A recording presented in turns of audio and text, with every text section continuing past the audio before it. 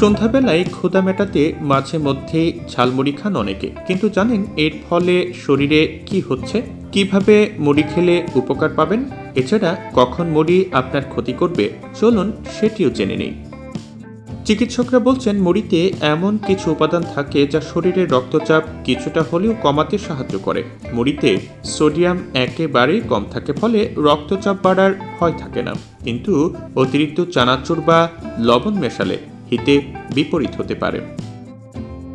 এই গরমে মুড়ি খেলে উপকার পাবেন, কারণ গরমে শরীর প্রচুর শক্তি ক্ষয় করছে। এই সময় নামি দামি খাবার না খেয়ে অল্প মুড়ি খেতে পারেন, কারণ এতে থাকে প্রচুর পরিমাণে কার্বোহাইড্রেট, যা খুব তাড়াতাড়ি শরীরে শক্তির যোগান দেয়।